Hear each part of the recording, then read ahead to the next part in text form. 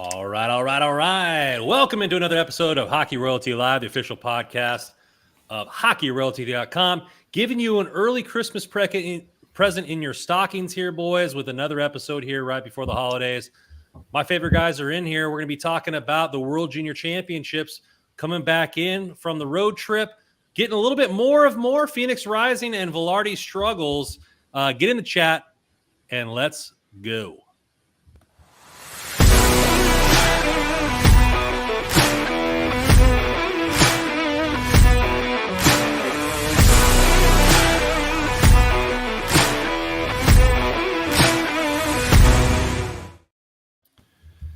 Well, we're back, boys. A couple days prior to Christmas, getting a little episode in before we go in our separate ways. But how you guys doing? I'm doing good, Brandon. I'm doing good, Joe. It's been a fun week in LA Hockey Land. Can't complain. And the holidays are right around the corner. It's been a fun week so far. Yeah, might as well sneak one in when the Kings are winning 3 straight. Why not? Yeah, no, it's the sky stopped falling and everybody is okay now that we've put a couple points on the scoreboard.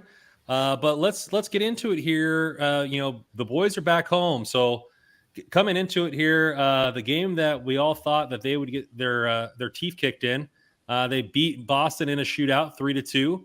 Then they go in, they play the Sharks at home, and the Sharks always play them tough. They win 3-2 in a shootout.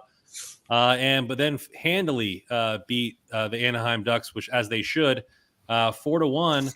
Let's get into some stuff here. It's kind of an open forum. Let's kind of just talk it out. A couple guys discussing the home front here.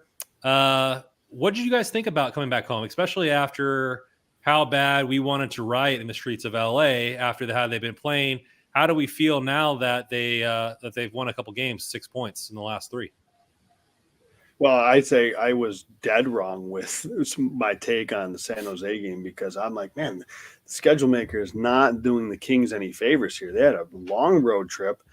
They're flying back from Boston after a shootout game. Then they get no really extra time off. It was just the standard 1 day off between the game. I'm like, this is a tough go against the San Jose team who's played much better than people expected, much better than I expected. They're rested. And the Kings came out actually pretty hot, and they controlled that first period and ended up winning the game at the end of it. So I was really impressed with how the Kings came out in that game and how they played against San Jose, despite coming off that long road trip. I know they ended the road trip on a high note, but still, that's just a lot of travel and not a lot of rest. So for them to play the way they did, I thought was pretty impressive. Yeah, the pitchforks are put away for now. The torches are not lit. We're all doing pretty good so far. The Kings are 3 straight wins. But yeah, the Boston game, I think that was almost like I had almost written it off as a loss. Like you think about what had just happened in Buffalo, you're like, man, we're going into Boston, the best team in the NHL, haven't lost at home yet, and go down 2-0, and then it's like, okay, whatever. Like I think some people were even saying like, hey, I'm just going to turn it off. We kind of know how this is going to end. And sure enough, Todd McClellan, the genius that he is, puts Adrian Kempe back on the top line, and it leads to 2 straight goals, and they get the shootout win. And yeah, like Joe talked about, coming back home to play San Jose without any rest, that's a tough trip. But I think when you win a game in the fashion that you did against a team like Boston, I think it makes the flight back home a lot easier, right? Like people are happy. The vibes are great. So going into San Jose, I'm sure they were feeling pretty good about themselves. And even McClellan, though, he had talked about how he didn't know what to expect going into that game, how the team would respond. And they responded well. I mean, it was a shootout win, but I thought the Kings played really well, and they deserved the 2 points in that game. So it was good to see them kind of shed that travel wear on them and come out on top against another lowly kind of San Jose team. And then against Anaheim, that was a game that they probably should have won, and they did, and they handled it like they should have. So for them to play kind of the game that we've been looking for them to play all year, to come out against a team like Anaheim, which is really your rival, your crosstown rival, that's good to see. And it's starting to shed some of that inconsistency talk that we've been talking about. Yeah, well, before we get going here and continue going, a couple of people in the chat, so regulars, I want to shout them out. Carter Scores and CJ, thank you guys for coming in. Carter Scores, if Brandon doesn't pump up Clark's tires at this World Tournament, I don't want any of this. You're going to get plenty of tire pumping. The train is refueling. We're getting ready to leave the station. All aboard. CJ coming here, rain up 1-0 at the end of the first period. Elias Anderson from Fagimo and Grons. Go Kings, go Rain, go. CJ coming here. The San Jose win was a character win for sure. I think you look at it, the Kings, I mentioned it last podcast, more games played than any other team. We have 35. The schedule, they just keep packing it in. I saw a couple of tweets earlier in the year that all the back-to-backs in LA, where a team comes into LA area and plays the Kings and Ducks back-to-back, 8 of the 9 times they play Anaheim second.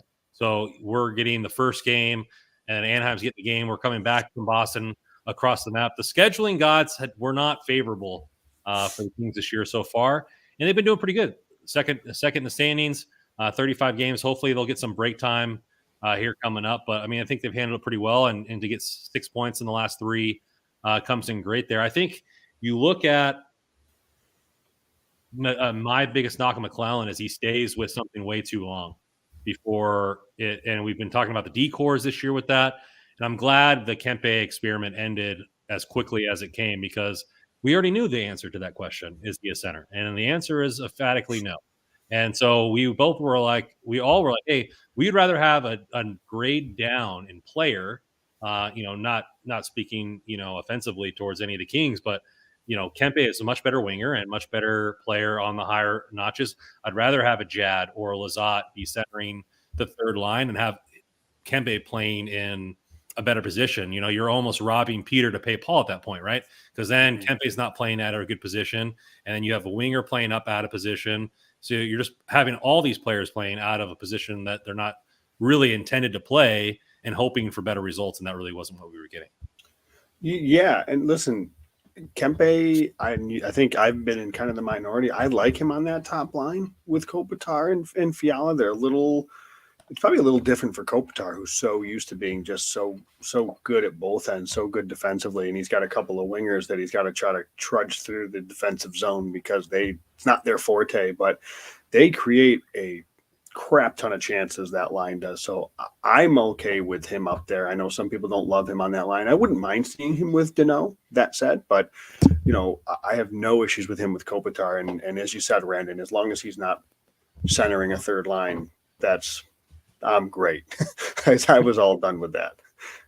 Yeah, I'm really liking the way the lineup looks right now. And I talked a little bit last night after the game on the Twitter space that I did, that I thought that Iafallo, Moore, and Deneau had been together before, but it was actually Iafallo, Deneau, and Arvidsson that were together last year, I believe at the start of the season. So we haven't really seen this line with Iafallo, Moore, and Deneau play together, and they've looked really good. And we were kind of hoping, like we had talked about it at times, like maybe it's time to like break up the nice line just to kind of get a new look. And with Arvidsson being back home to tend to his wife with their new child coming, I guess McClellan took this as an opportunity to maybe check some new things out and give Iafallo a look with the second line, and that line's looked really good. But I'm also really liking the Lazat, Kaliev, Arvidsson line. I think that line is humming along pretty well, and it could help. Like Arvidsson is turned out to be a little sneaky of a playmaker more than he is a shooter this season. And you combo his playmaking skills alongside Lazat, his kind of tenacity, kind of forechecking skills with Kaliev's shot, we're starting to see some good offense come from that line. And Joe, I asked you, I think it was before Saturday's game when I saw that line come to fruition, where you're tracking the shot contributions, and Lazat and Arvidsson are like the top 3 or top 4 players in terms of shot contributions on the team, right? Yeah. So yeah, Blake Lazat is indeed one of the top, especially when it comes to shot assists. Blake Lazat is, I think, 3rd on the team in shot assists per 60. So you get a guy like that, you pair him with, somebody like Arvidsson, who obviously isn't shy to put pucks at net. He's never been shy to do that. He's among the top handful on the Kings in shot shot attempts per 60.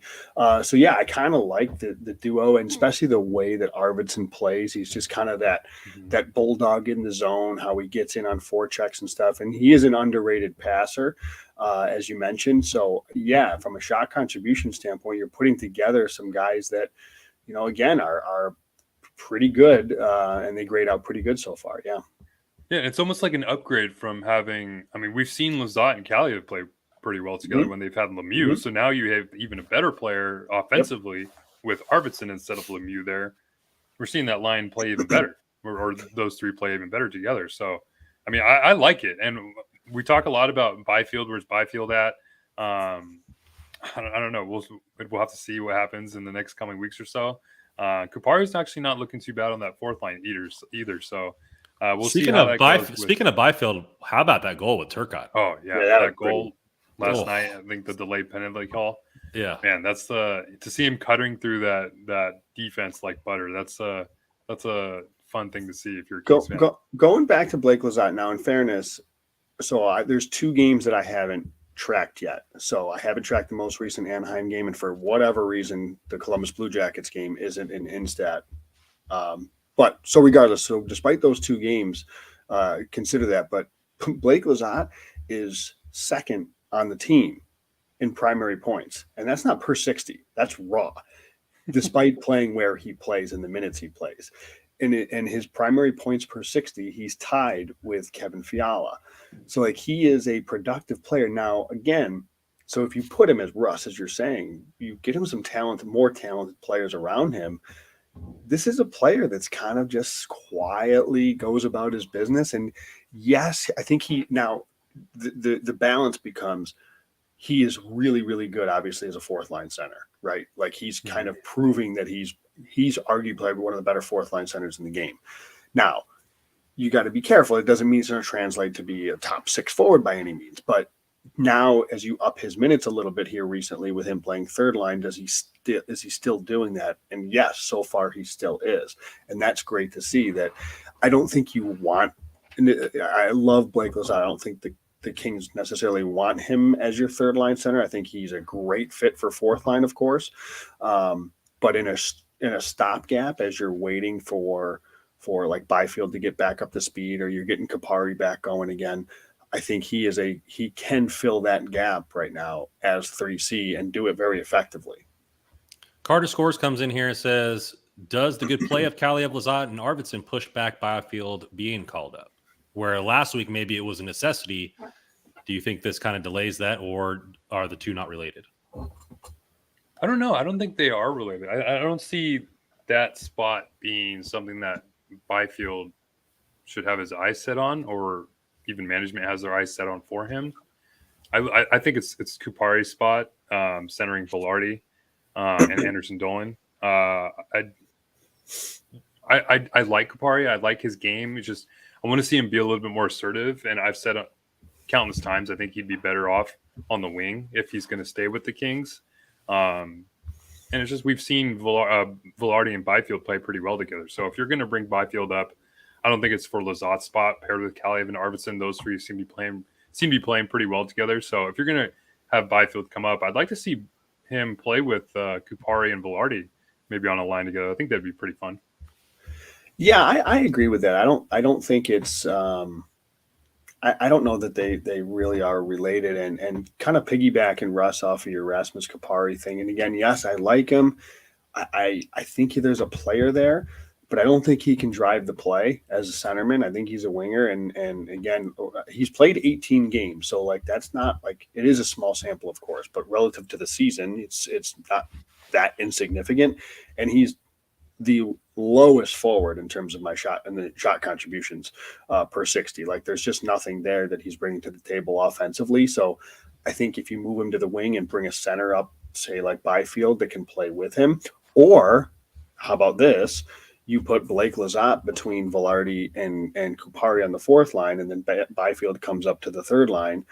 Again, now you have Lizotte on a fourth line who is clearly shown he can drive play, clearly shown that he can be a contributor to the offense in terms of shot contributions. And you've got a player with the wheels of Kupari and the hands of Kupari, and then the shot and the patience of Vilardi.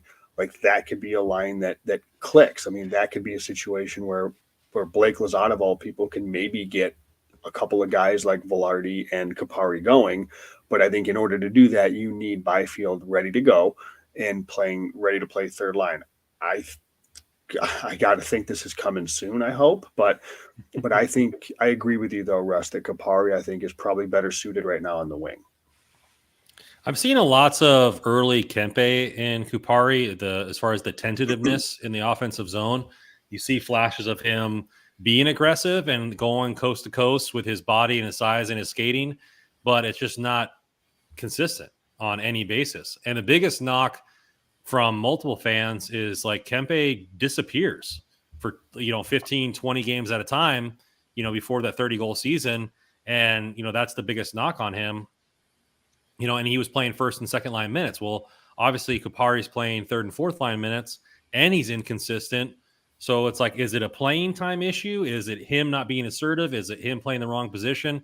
Joe, it seems like you think that he's a winger for sure, and he just needs more time. I think if he's it's two things. One, if he's a winger with the right center, or if you put the right wingers around him. Like, I don't think Vilardi is a great fit unless you have somebody that can play center for those two.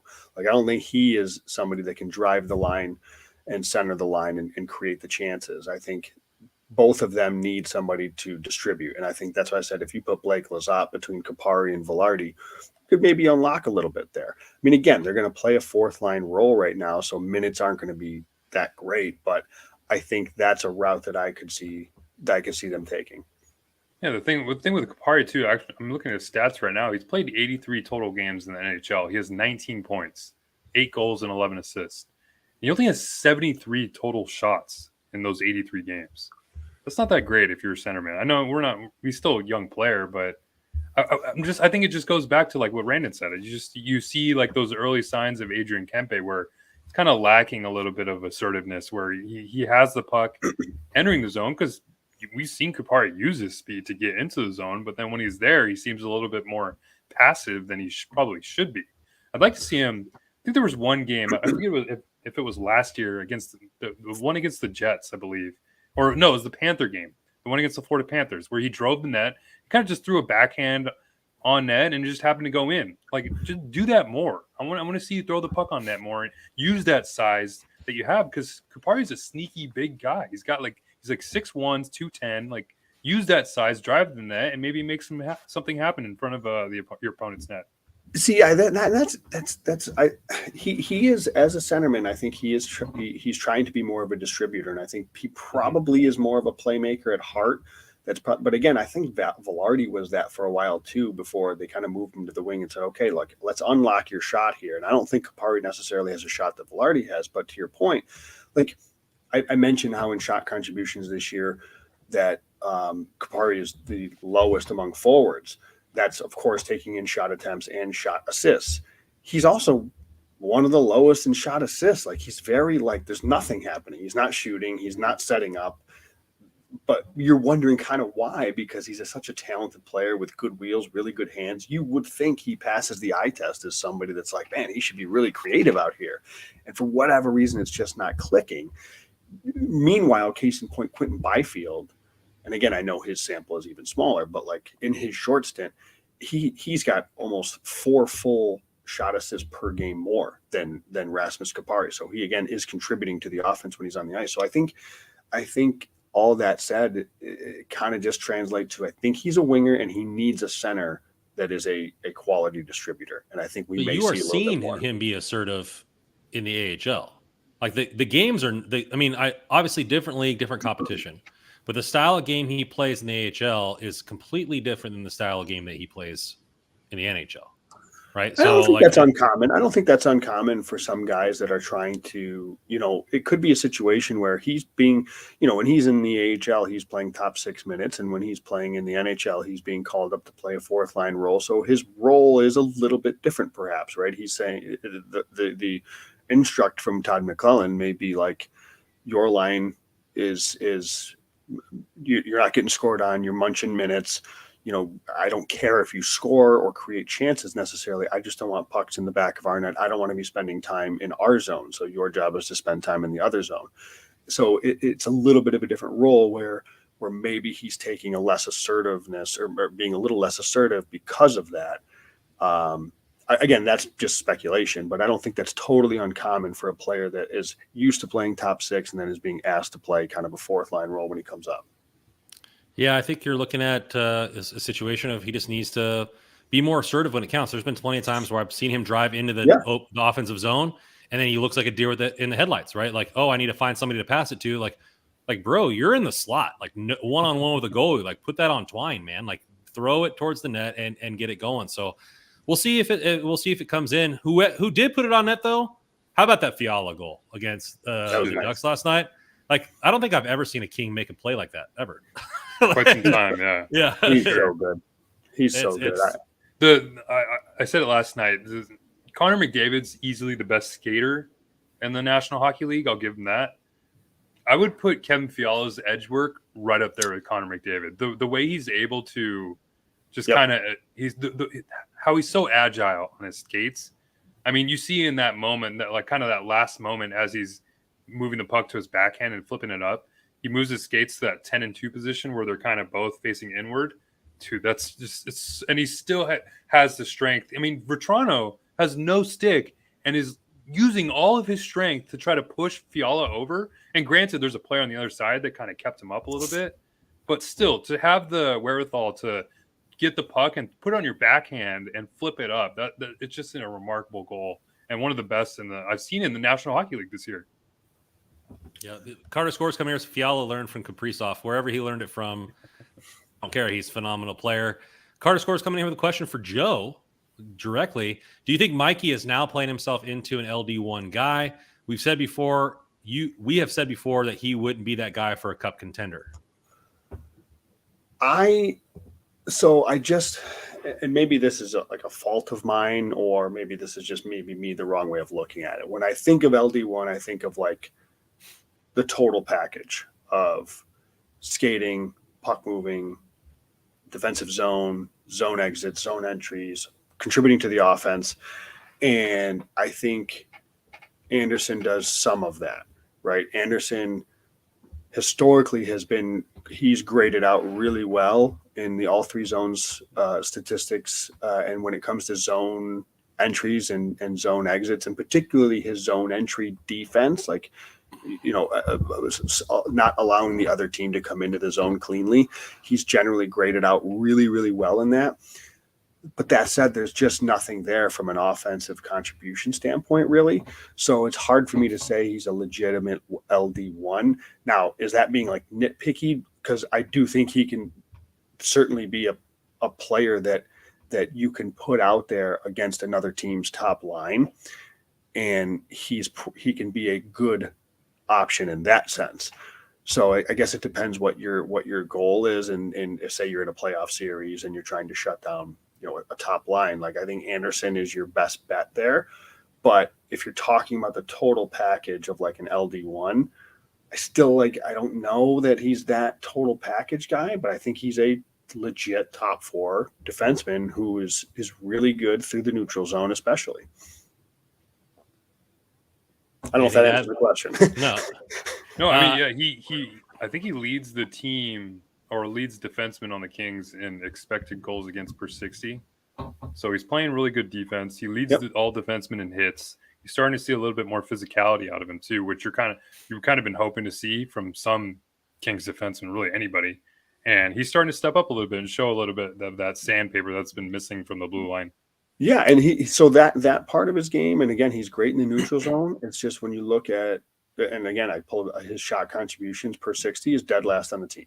So it's like I can't go like, maybe the definition of LD1 is just kind of like whatever. Maybe it's fluid. Maybe it's relative, right? Because his partner's Doughty, who is an RD. Like, it's just maybe just depends, right? But I just don't think he's never going to be a top defenseman on the team, but he can contribute top minutes based on his skill set.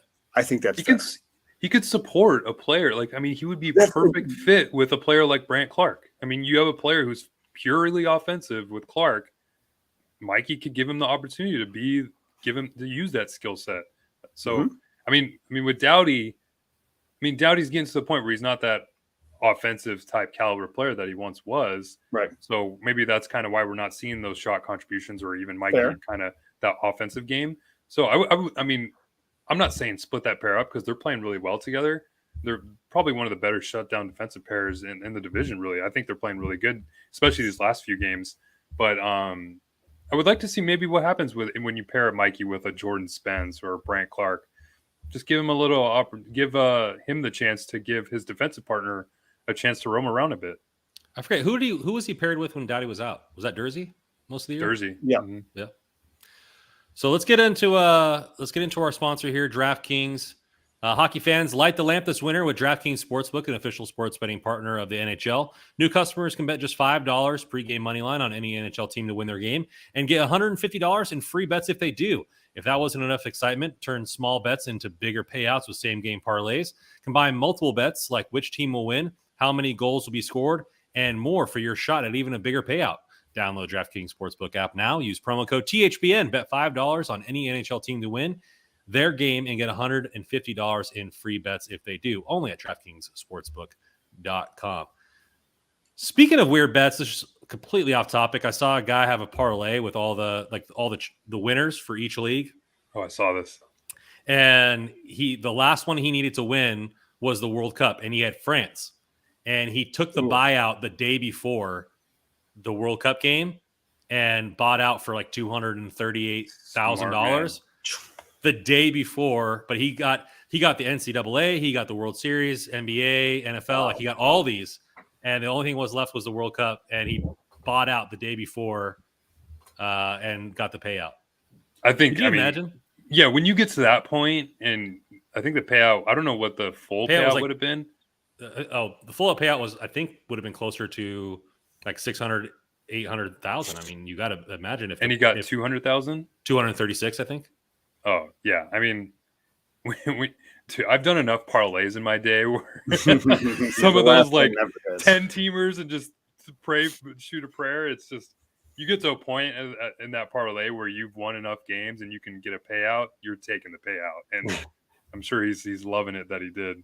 On the other end, I saw a 4-team parlay or 5-team parlay for the NFL, and the guy won $1.2 million on that gaffe from the New England Patriots where the Raiders scored on the last play of the game. Oh my God. He bet like 61,000 to win 1.1 on like 5 different games, all underdogs, and one on the last play of the game. Freaking crazy. All right. Oh, all right. Aaron Martinez coming in here. Hello, everyone. First time on the pod. Welcome to coming in. What's up, Aaron? Thank you for listening. Hockey Royalty. Welcome in. Jump in the chat, man. Ask some questions. First time in, get some questions going in there. We'll throw them on the pod for you. Topic coming up, a little more of more. Trevor Moore gets signed here to a deal here. Let me pull it up. 5 years, AAV of 4.2, modified no trade clause, 10-teamer next season. Get that $1 million signing bonus, man. Go spend it on some Christmas gifts there, T. Moore. Favorite for the team, in the fan base. Lots of people coming out here, praising him, and me. Good for the kid. I'm for every player getting their money. But let's talk about it from a team standpoint. What do you think of the contract? What do you think the year's AAV for this deal? Russ, why don't you start this one off? Yeah, it's when I first heard of the deal, you see the AAV, and I think we had talked about this before. I didn't want to see anything above 4, and sure enough, it comes in at 4.2. I'm not necessarily like jumping for joy at the value of the contract, but I still think it's a good deal. I'm excited for the term. He's a good player. He's going to be. I mean, when you see Trevor Moore, he's not a player that you have to worry about being inconsistent. He's going to bring it every night, and you know what you're going to get from him night in and night out. So 4.2 mil, 5 years. I don't think it's not like a Philip Deneau contract, because that contract's just ridiculous value, but it's not on the bad end. So I'm totally fine with it, and I think it'll hold a lot of its value in the later years too. So one of the reasons I took on the shot contribution thing that I wanted to do and track shot assists. I'm like, I just wonder, there's got to be somebody that's like kind of this under the radar player that you don't really appreciate. Maybe doesn't show up in the raw numbers of goals, assists, and all that stuff. And it's like, there's 2 players that have stood out to me. Well, 3. Fiala's like better than I even thought he was, but Blake Lizotte and Trevor Moore. Trevor Moore leads the team in shot attempts. Trevor Moore is among the team leaders in shot contributions per 60. He's second only to Fiala.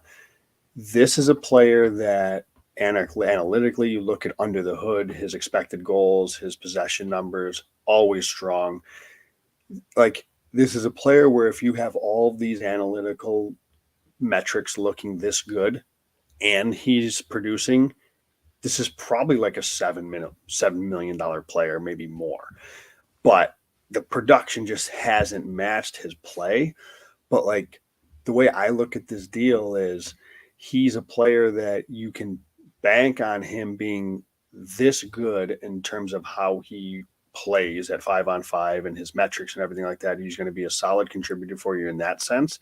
And if things click in a season, like it did at like the second half of last year where the production started to come, then it's not going to surprise me if Trevor Moore pops within the next one of these next couple of years and gets like 60 plus points for 1 year. Like, I don't know if it's consistently going to happen, but this is a player that does so many good things on the ice, that he's all over the place when it comes to the offensive zone and how he, what he contributes to the offense. So like, I think it's a deal. I agree with Rush. Like, you're not jumping up and down because the production hasn't always necessarily warranted this type of a contract. But like, if you compare it to, say, Alex Iafallo, it was a similar type of deal for kind of a similar type of player, you could say.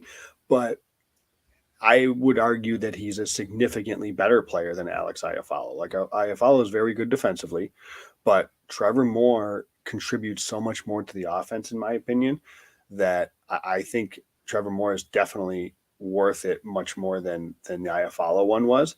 And, Moore's never had the privilege of playing alongside Kopitar for 3 seasons the way Iafallo did. So I like the deal. I think it's not one that will hurt them. I think it's a safe deal. And I think it has it's probably like a max type of deal for the type of production that he brings. But I think there's the possibility that because of how much he contributes offensively in terms of under the hood, that this could, on a year, like I said, could pop for like 60 points because of how involved he is. Carter Score says fair points, though. He said he should have got 3 years max if you're paying him 4.2. I always am almost always going to prefer for a guy like this at his age, not that he's old, but you know what I mean? I prefer the 3 to the 5. I totally get that. Maybe there's the Thousand Oaks tax that you're paying and the fan favorite thing and all that stuff. But I think he's a solid player. The T-shirts will pay for that extra. Yeah. So I don't know if you want to call me a Debbie Downer or the voice of reason, but I'm going to come up with some other things here. I don't like the deal. Not that, and this has nothing to do with Moore as a player, as a person, as a fan favorite. I think I just been on the train of play these young guys. The rebuild isn't over because the rebuild hasn't played any games yet. Like, none of the players that we drafted are playing for us besides Kaliev. So like, where is this rebuild that we're talking about, right? And I think all these contracts that we're laying out that we talked about with the Kempe and the Cal Peterson, and now Joe saying with Trevor Moore, is what if this happens blank, then the contract will be worth it, right? What if Cal Peterson usurps Quick as goalie number 1 and we're only paying him $5 million a year? It's going to be a steal of a contract. What if Kempe continues to score over 30 plus goals per season? It's going to be a steal of a contract. What if Trevor Moore pops off for 60 plus points and he's never done that before? This is going to be a steal of a contract. There's only going to be so many what ifs or this needs to happen contracts. If all 3 of those don't happen, then those are all bad contracts, right? That's $15 million in there not contributing for your team. Trevor Moore is not a second line player on a cup contender. I don't care how many shot contribution he has. He's just not.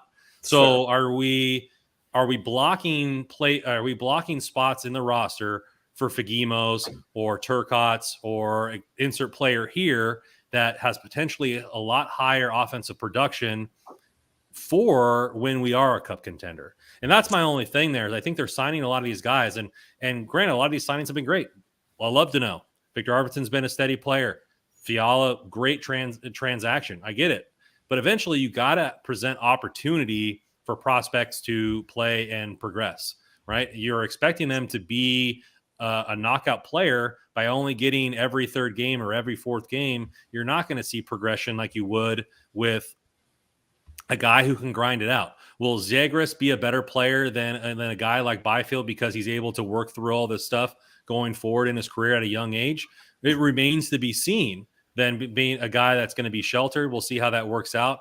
But my thing of this has nothing to do with Trevor Moore as a player. It just has to do from a franchise standpoint that you can't just keep paying these guys off of career years, one, and two, like where is the opportunity for the guys that you drafted to be game changers? Where's the opportunity for them to be the game changer, especially if you're paying this guy for 5 seasons? Like he's clogging up a roster spot. Obviously, you're going to say guys fall off and this and that, and there's going to be opportunity there.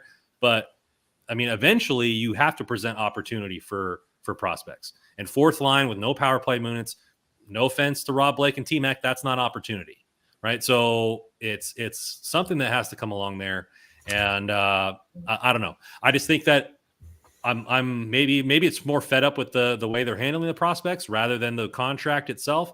But I think it's part of that. I think it's just the opportunity of how this roster is constructed. And we've been saying it's because of where the identity of the team is. They're on the fence of competing or trying to push to compete to be real cup contenders and allowing prospects to grow. And I don't think you can do both effectively. You usually have to do one or the other. And the Kings are on the fence there. I would say to that, though, like Trevor Moore is definitively ahead of Fagimo and Kapari. So, like, yeah, he's this maybe is another obstacle for those guys to climb. But, like, the Kings have kind of said, and they want to be a team that's a playoff team and win a playoff series. And Trevor Moore in this year, next year, probably the next 3 years, he's ahead of those guys. I mean, so maybe this is a sign that the organization is like, okay, well, I don't know that Fagimo is going to be there within the next couple of years. We can't wait that long for Fagimo to figure it out. He needs to. We know Trevor Moore, what he brings, and we're going to go with that. I think the other side of the coin is, I think the Kings have a lot of prospects that need to be flipped. They need to be used as trade assets. I think that's the best way to use some of, like, you have Vilardi here, you have Kaliev here, you have Byfield here, Clark is here. So I think they're identifying like their main guys, right? Their main pieces. But some of these other guys, whether it's a Fagimo, whether it's a Chromiak, whether it's maybe it is a Kapari, some of these other guys that these are potential trade pieces as well, like to shore up other parts of the lineup or to shore up other areas. So I don't totally disagree with your take and what you're saying, and I get it. It's just from I'm assuming the Kings are saying, well, Trevor Moore in the immediate year to 2 to 3 years is just better than these players right now, and then if we let him move on and wait for these guys and then backfill with these guys, we're taking a step back. So I don't know what you think. I don't view Moore as one of the players that's blocking anybody. It's weird though, right? We say this like hashtag play the kids all the time. And I think we're talking more specifically about a few players than we are this kind of notion in general. Because the kids are kind of playing, right? Gabe Vilardi is somewhat a young draft picks, 2017 draft, not that long ago. Jared Anderson-Dolan, the same draft, 2017. Arthur Kaliev is getting a lot of minutes. Granted, he's not playing in the top 6. Rasmus Kapari also. So, I mean, there's young players that are drafted that are playing. I think when we say play the kids, we're talking about players maybe like Jordan Spence, Quentin Byfield, Alex Turcotte. But the thing with Trevor Moore is there's a couple things. Like, at first when I see the 5 years for 4.2, it kind of jumps out at you because it is a long term and a lot kind of higher than I would have expected. But you get a player who's, like Joe said, his analytic numbers are great. They're kind of off the charts, really. But the thing is, I think he's like one of the worst players in the NHL and goals above expected. He just doesn't finish his goals for some reason, whereas there's opportunities for some reason. So if you can ever figure that out, and you're talking about, like Joe said, a 60-point player probably in the NHL. Let's say you only do sign him for a 3-year deal, and then he's a free agent when he hits 30. You're probably not going to be able to afford him, given the way that the LA Kings salary cap's looking right now. So I'm not looking at Moore being one of those players who's blocking some of those young players like Fagemo or even like, let's say, Tyler Madden or Alex Turcotte. I kind of look at and think, like, is Victor Arvidsson going to be on this team long term? Is Alex Iafallo going to be on this team long term? Because we're starting to see the Kings start to build this new core that's going to be like between 25 to 30 right now, and it's going to take the next wave once Kopitar and Doughty and them leave. And it's the likes of Adrian Kempe, Kevin Fiala, Philip Deneau, Trevor Moore, maybe Matt Roy. They're investing in this age group of players that they hope that can be this nucleus really for the next wave when they want to make a run for the Stanley Cup. So I'm actually I'm not that upset with the term of it. If you get more from, let's say he turns 28 in March, you get him until he turns 34 and he hits free agency. I mean, there's news reports that the salary cap's going to go up $5 million possibly next year. I mean, that's huge. Did that only went up $1 million next year, or did that change? Or maybe in the year after that. So I think $1 million next year and then $5 million the year after that. But I mean, with the way that the TV deals are coming in and all that talk, I think there's a good chance that we could see a lot more space, especially like once Kopitar's deal's done. Jonathan Quick's going to be a free agent after this year. The Kings are going to have a little bit of space unless they use it all to paying Mike Richards. Yeah, and then unless they use it all to sign Austin Matthews, but we'll see when that happens. I think what makes this one hurt a little bit is I always thought, I had the exact same thought, Randon, that you had. Maybe not exact, but I just thought this was like the contract for Iafallo. I thought I never really liked. I thought it was too much for what he brought to the table, and I think Moore brings more to the table than Iafallo does or did. And I think Iafallo is a useful player. Like, I think Iafallo, though, is like a $3 million, $2.5 to $3 million player who's a really good third line winger. And I think he's a valuable player at that. But when you're playing Iafallo that much money for that many years at $4 million, then it's a little less attractive. And I think if that wasn't the case right now, then Moore might look a little bit better. Maybe that's just me. I think it was also just the timing of the Iafallo. Sure. It was. There was talks. I mean, he was like trade bait really at the deadline, and there was talks you could have got a first round pick for him. And thinking it, like looking back at it, I mean, the Maple Leafs, you know how desperate they are as a team. Yeah. I mean, looking back at it, that may have not been a bad move to do if that was on the table. I mean, but Iafallo, if the team's going to compete, Iafallo is a huge piece to this team being successful. So this him year, around this year, yes, this year. But like he's here. He's still got 2 more years left on his deal. Yeah, and I'm sorry, like to Brandon's point, he shouldn't be playing in the top 6. If Trevor Moore is not, and I don't, then this is that becomes more of a problem for me. Is he's got a couple more years here. It's not as if he's in the last year of his deal. So that one bothers me a lot more, frankly. Hockey royalty contributor coming in here. Kiffin McGinnis, welcome into the chat, buddy. Are we not going to consider Moore as one of the young guys? I mean, he's older, but he's new blood who can be a veteran presence when we may need it. He also says, I agree with Wandon, but this is LA. I truly believe that unfortunately there needs to develop a champion level team and grow your young guys at the same time. I mean, maybe he's saying that because the Dodgers, even though they spend so much money and throw away all their prospects, they're still a top 5 rated farm system. So maybe they're saying, hey, as long as we scout well and draft well every single year, we can trade away these guys. We can keep doing that and keep our farm system to a high level and can be competitive at the same time. And I think, Joe, you are correct in the fact that maybe it's not the fact that we need all these prospects to blossom, is that they need to be used effectively as assets for the team, because realistically, like we've said multiple times, only 20% of these picks after the first round are going to play significant time in the NHL, right? So all of them have trade value. Are all Well, they of them can't going to be? all play. But all Like, they can't no, I'm all saying, play. but I'm saying even if they play, you're going to still have bust, right? So Yeah. so they're all effectively assets, but are they all going to be effective on the Kings? And that's the part where Rob Blake needs to get, it needs to get a little bit maybe aggressive, because if they trade away active prospects and then they keep their first round pick, like, you're still going to be able to replenish those guys who are going to be ready 3-4 years down the line. And then maybe we see, a top player, insert name here, who gets drafted this season, make some waves. So Russ, you asked me to put up the cap friendly here. Where did you want to go with this one, man? What do you want to bring to the table? I was just saying, like, if you look at the deals right now, the thing with the Kings right now, I mean, obviously the goal is to win a Stanley Cup, and I'll ask you guys this question. You can kind of see, even for this year, obviously, and then for next year, the team's kind of probably going to look the same almost up front, and in the back end, you still got a little bit. We'll see what happens with Clark, and you have all those right shot defensemen, but you still have, if you want to scroll down for me, Brandon, you still have all those like 4 or 5 defensemen signed for next season too. So I'll ask you guys this question. When you guys look at this lineup, do you see a Stanley Cup winning team when you see this? No.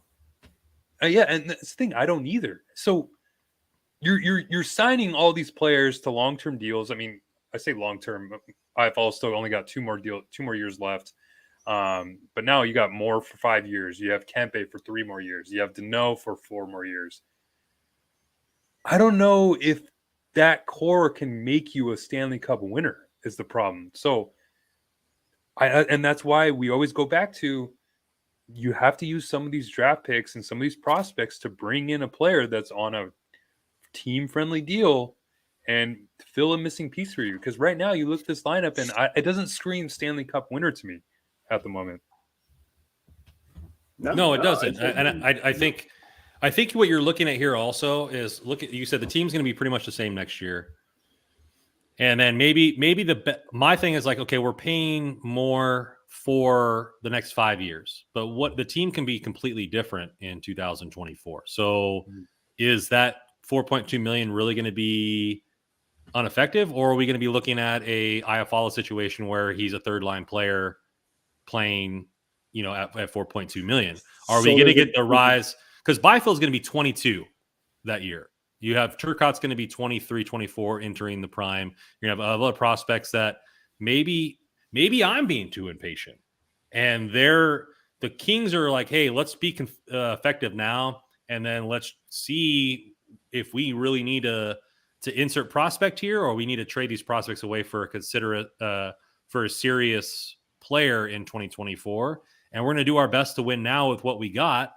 I don't know. I mean, maybe there is a seesaw opportunity to go all in and try to go all in this year and next year. And then if that doesn't work, evaluate the prospects still at a young age and see what you got.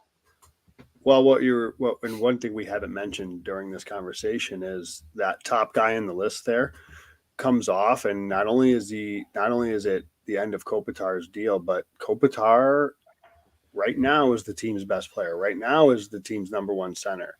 But by the time his deal's done, there's no number 1 center lined up to replace him. Nope. So to Russ's point, like, it's nice you're filling this roster with solid depth pieces, and I would, Kevin Fiala is obviously much more than that, but there's no number 1 center on this team after Andre Kopitar right now. It's not. But if you're playing Byfield considerable minutes and seeing what you have in him, do you feel better if he's scoring 50 points this year? Well, do you feel better about that's where it comes to the patience thing, because Byfield, and I understand that they do want to be patient with him. They don't want to rush him because he's crucial to this team's future. But that future is coming really quickly. And that's not to say that Kopitar after 2 years is not going to be a king anymore. I'm sure that they'll probably work something out and he stays. But the thing is he's going to be 2 years old. He's going to be now in his late 30s. And is he still your number 1 center? It's So okay. We just sign Austin Matthews and trade away people. It'll be okay. so I don't know. I think that's that's part of this has to factor into the conversation as well, because at the moment, I think the idea is it's going to be Quentin Byfield. And I'm still optimistic of that, but given the way this year has gone with his unfortunate illness and he's had to spend some time in Ontario, hopefully he hits the ground running when he does come back here, and that'll maybe ease some things for everybody. And that's where my impatience comes into play, because I see it just the same way you're seeing it. Once Kopitar is gone, I mean, it's kind of a given that he'll come back, but it's not for sure. I mean, if Kopitar leaves, Quentin Byfield is supposed to be his heir apparent. He's supposed to be the new number one center in the NHL. Like, he needs to be. He can't just step in and all of a sudden be that player. He needs to be grown into that player. He needs to learn the NHL and learn the speed of the game. And that's where I'm like, just throw him into the fire and let him learn. Give him time playing NHL games, because then when you're at the point where you're looking for that number one center, hey, you got Quentin Byfield, who's got 150 plus NHL games under his belt. So now he has a little bit more of experience. So that development curve isn't as steep as you were kind of hoping for it to be. I mean, we just see with other teams, they're just not afraid to just throw, Anaheim Ducks, perfect example. They're just not afraid to throw their prospects into the fire. I mean, granted, they're a terrible team, but in 2 years, Trevor Zegras is going to be a well-conditioned NHL player at that point. He's going to have 200 plus games under his belt. The player is Tim Stützle. He's been the completely different career paths. He's been allowed to play, allowed to struggle on a bad team, and he earned the contract being over 60 points. So we'll see. Kiffin coming in here saying, I personally feel Chychrun costs too much.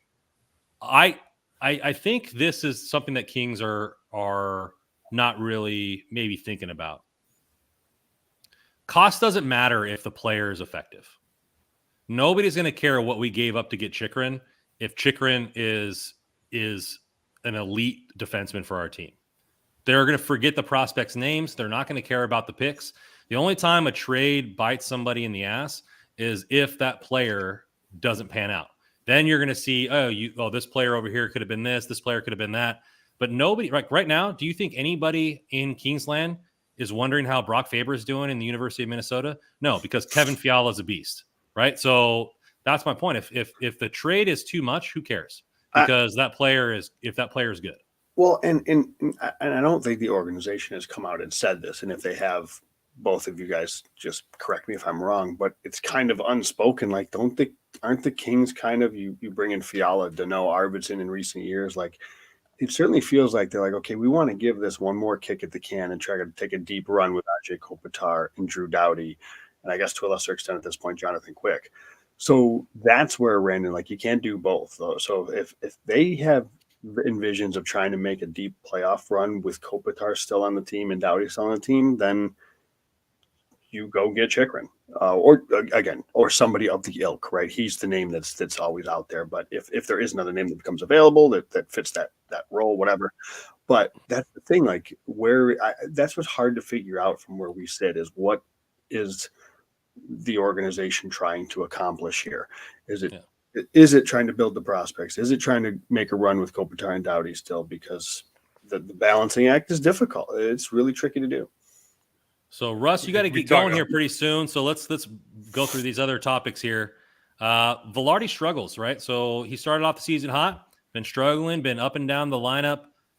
Joe, you the one that wanted to propose this topic to the group, so I'll let you take this. What do you see from Vilardi, and where do you think that he needs to be? Well, I mean, I think that this was probably everybody saw some sort of a fall coming. He wasn't going to shoot 20%, right, all season. That just wasn't going to happen, and that's what he was shooting. He wasn't on. He's not going to get 60 plus goals.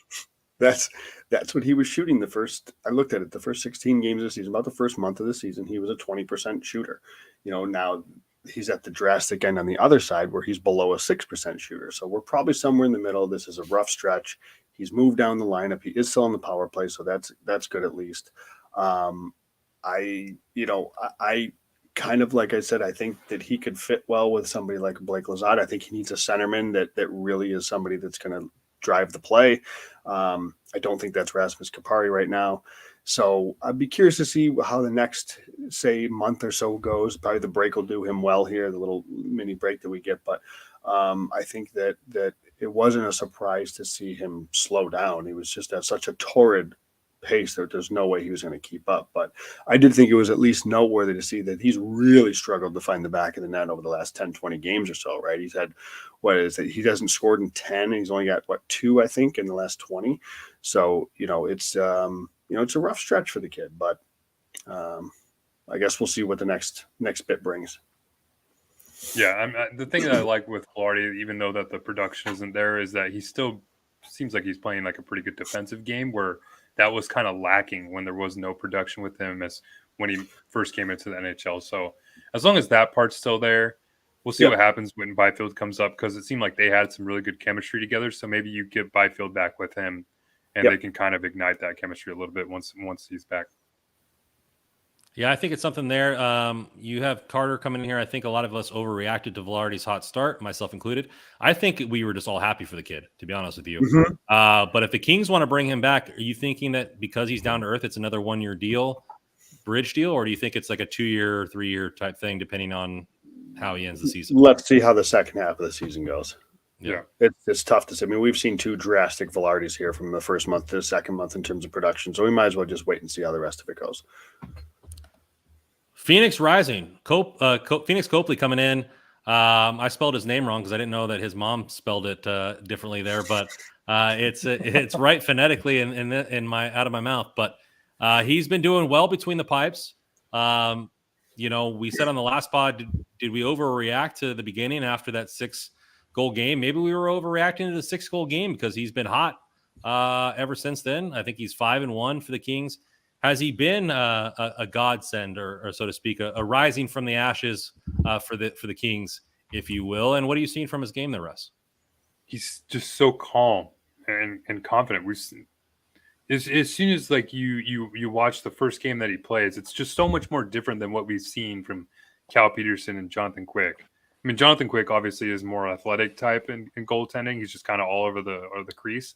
But with Cal, it was just too much movement with him, and just seemed like he was just overreacting to plays that were happening in front of him. And with Copley, he's just this calming presence about him that is just resonating all throughout the lineup. I mean, I was thinking about, like, if you're a player and you're not getting really the goaltending that you're kind of hoping for, and you're probably going to play a little bit different. Maybe that's going to be weighing on you a little bit as you're playing. And with Copley, if he can exude that confidence, and that could be kind of portrayed and given to the players in front of him, maybe we see them play with a little bit more confidence themselves. And I think we've seen that the last few games. So I don't know what the future holds for Copley and Ned. I've seen people saying, like, let's sign him to a long-term deal. I'm like, we gotta pump the brakes on that one. But yeah, I think for right now, you just got to ride the wave, because what we've seen across the NHL, it's not just in LA. Everybody's kind of experiencing it, especially in the Pacific Division right now. A lot of these goalies are having struggles.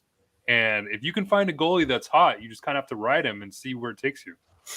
Totally agree with that part of it. Just ride him here. And I think my biggest takeaway with Phoenix Copley is yes, he's played fine, and that's great. Like full marks. Is fascinating how the fire Todd McClellan thing seems to go away when the goaltenders aren't just leaking goals left and right. Like, you get a couple saves and all of a sudden the coach looks like a genius. It's not rocket science sometimes when it comes to the coach in the NHL. There was no need to fire Todd McClellan before. There wasn't a need to do it, and there isn't a need to do it now. And it's not going to be a need when Phoenix Copley goes back to being Phoenix Copley and he finds a way back in the AHL. Hopefully that doesn't happen, because he's playing great and it's a great story right now. But I do want to put a little bit of let's cautious optimism here. Like, there's a reason he's a 30-year-old that found his way, kind of journeyman he's on in the AHL this year. It's not because he was too good. He's having a really good stretch here. That's awesome. I hope it continues. And I give Todd McClellan all the credit in the world for going back to him after the 6 goals against in Buffalo. And then he starts him 3 straight. They come back on the road from the road trip. He starts him. They win against San Jose. Bang, he starts him again in Anaheim. And it's like, that's probably tough to do if you're Todd McClellan when you have Jonathan Quick sitting right there, the franchise legend. But full probably mark. probably frowning at him on the bench. Hey, you know what? Jonathan Quick has a minus 11.1 goals saved above expected right now. He's one of the worst in the NHL. And let's just call a spade a spade. It just hasn't been good enough. And Phoenix Copley is playing really well right now. So as Russ said, you have to ride it. But let's just please be pumping brakes here, because I don't want to be signing guys to like don't go sign him for 3x3 just because he's had a good 8 games. Like, let's just let this ride it, enjoy it. Don't put any additional pressure on Phoenix. Let's keep him playing well and see what happens. And hopefully he can be that, whether it's a stopgap or whether he's going to take the reins the rest of the season. We'll see. More than happy to be dead wrong on me not loving the signing of Phoenix Copley. He's proven to be somebody that was needed. And I was wrong. He has played well.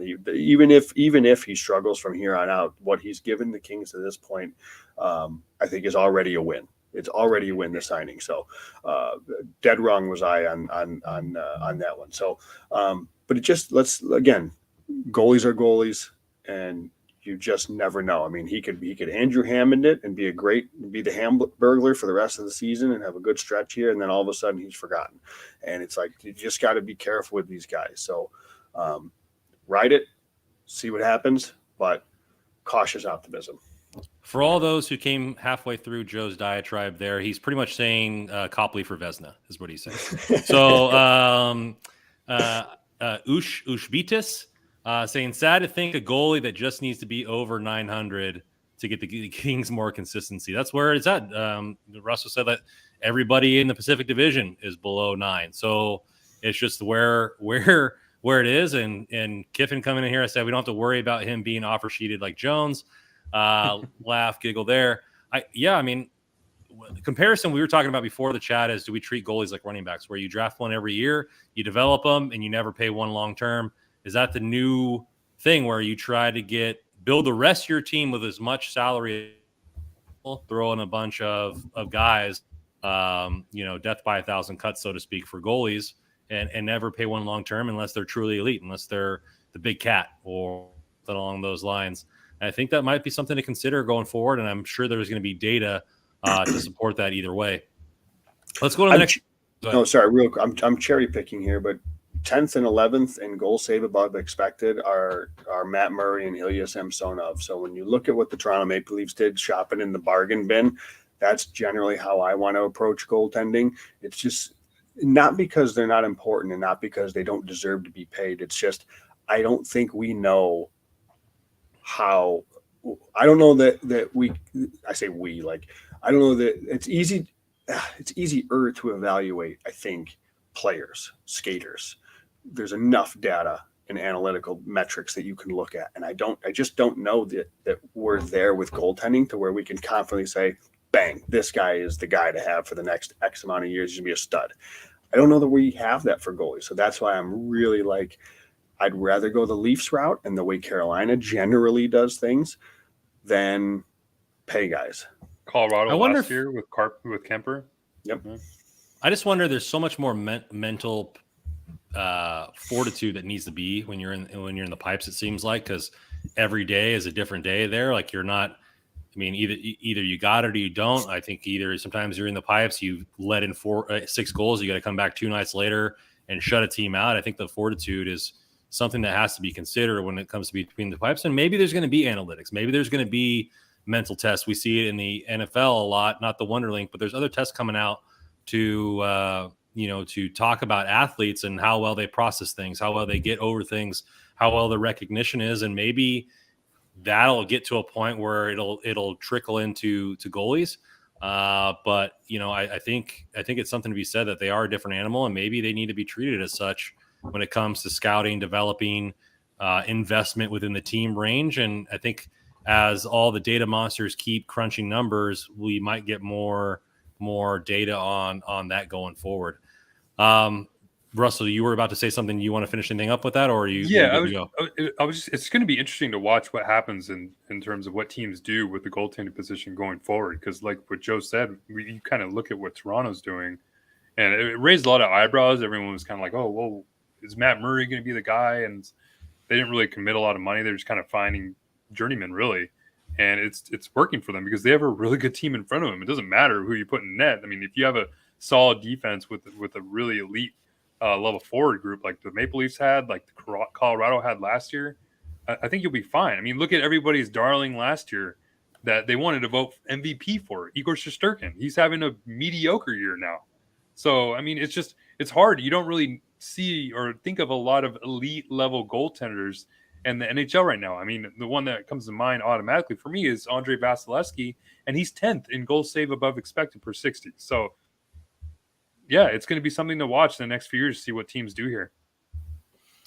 Last topic here. World Juniors is kicking off the day after Christmas. Well, I'll throw the schedule out there for everybody.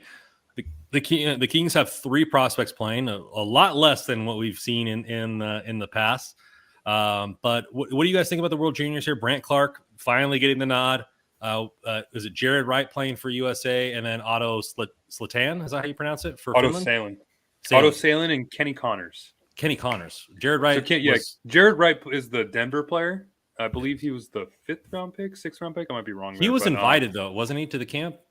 No, or maybe, I'm not sure. But yeah, Connors. I'm actually really excited for Kenny Connors, UMass player, 4th round pick for the Kings. He's a really good player. He's kind of sneakily made this U.S. team. I didn't really expect him to make it. I was kind of looking at Jack Hughes to be invited to selection camp, and he didn't get in the invite, but Kenny Connors did. And the few games that I've watched him play in college, he's stood out to me, and I'm excited to watch him for the U.S. team. And with Brant Clark, it's just kind of, we're all hoping that he takes over, really, right? We're hoping that he shows off that Brant Clark skill set that we've seen in flashes so far with the Kings, and I think he will. He looked really poised today, and I think it was their last warm-up game. So I'm expecting big things for Clark with which should be a juggernaut Canada team. That'll be a fun team to watch. And then how unfair is that power play one with Bedard, Shane Wright, and McTavish? Yeah, McTavish isn't there, but who's it there? Is wasn't McTavish?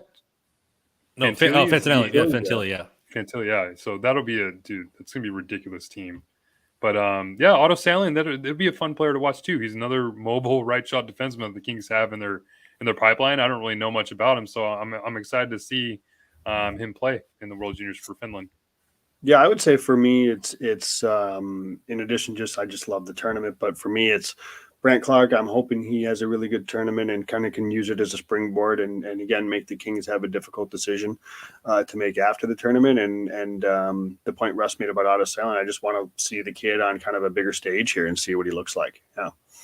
Well, you'll get the chance there. The Finland gets the first game there, December 26th. They play Switzerland, and then Sweden plays Austria. The United States coming in first against Latvia, and Canada playing Czechoslovakia. So they start their first full slate of games. You're going to be finding that in the United States on the NHL Network. I know certain organizations, if you don't want to pay for a cable, I think Fubo is running some like free trials for a month. Also, if your friend has a Sling TV password that you can bum, thanks, Peter, you'll be able to watch it as well. So it was something to look at, and hopefully the Kings can have some good showings there. Let's fire off our Kings Player of the Week, and let's get everybody out of here. I think just for the goal alone, I'm going Kevin Fiala. Like you can't say it enough. I mean, that goal there, he's been constantly producing, and you just see. I guess for me, it's always been envious of having a player that just dominates, and I think Kopitar goes way under the radar as far as from a national standpoint. How well he is as a center because of his 200-foot game. But as far as just pure offensive skill set where you are wowed on a night-to-night basis, Kevin Fiala is that guy, and I think he just continues to do it. And the goal that we talked about earlier, where he goes the backhand, he's fighting off 2 defenders. His skates are 10-2, his edge work is nasty, and he pockets it without even the goalie touching the puck. It just shows how good he is, and I'm just excited that he's on our team for another 6 seasons, to where we get to see more of this type of play consistently go on. And it's just kind of a selfish player of the week because I'm just happy that he's on our roster. There hasn't been a player on the Kings lineup in the a long time that's been able to show off highlight reel goals individually, right? I mean, a lot of the highlight reel goals that the Kings have had lately are just really nice passing plays or entering the zone nice or whatever. But with Fiala, it's almost like he can have those Sports Center top 10 moments just by himself, and we saw that last night. So I mean, it's the goal. Like, you wake up in the morning and you watch it 20 more times. It was just an insane goal. But for me, I'm gonna go with Blake Lizotte, because I mean, I don't know if it's just been the last few games, but for some reason he's just been so noticeable along the boards. And for a player of his size to be able to work that well along the boards, he's hitting people, he's showing, he's doing everything that is asked of him. And it's just, I guess it shouldn't surprise anybody at this point, because this is the type of player that Blake Lizotte is. But I think it just goes unnoticed, and he doesn't produce like he does like some other players offensively. But man, some of the work that he's doing, if you just watch him play on the boards, it's a sight to see. I love everything about Blake Lizotte's game, and I'm excited that he's going to stick around for one more year, and we'll see what happens after that. Shoot, you don't got to get me excited about Blake Lizotte, that's for sure. I love that, Russ. And listen, the answer here is Phoenix Copley. He's won 3 straight games, and he's been exactly what the doctor ordered for the Kings. And I think, with the exception of the third period in Buffalo, he's given up less. He's not more than 2 games in any game he's played. And again, just providing the Kings what they need. Just stop some pucks, don't be a sieve, and just keep the score down a bit, and let your offense kind of get to work. And he's done that. So I would also say, just give a shout to Trevor Moore. Heck of a run he had. He signs the contract, a couple of shootout winners, and an assist along the way. So I'll throw his name out there too. But for me, it's Phoenix Copley. Carter Scores coming in here throwing love for Mikey Anderson for his player of the week there. Well, guys, it's been a pleasure. I hope you guys both have a great holiday. Merry Christmas to you both. Merry Christmas to everybody listening. Happy holidays. Happy Hanukkah, Kwanzaa, whatever you celebrate. Hope you guys have a great time with your families during the holidays. Watch some good Kings hockey. Maybe some, I guess the NFL has got 3 games on Christmas this year for everybody to watch. As always, find all of our articles daily at hockeyroyalty.com. Shop the merch there as well. You can find us at Twitter at hockey_royalty, Russell at NHL Russell, Joe at JW Paterino, and myself at Rando Commando 24. We're going to be throwing this out here, everybody. If you're listening to on your way to work, enjoy watching the game tomorrow night. Man, Kings hockey is nice to have some wins, boys, and we're not so doom and gloom all the time. I like it. Everybody, thank you guys for listening and in the chat, and always on this podcast, go Kings go.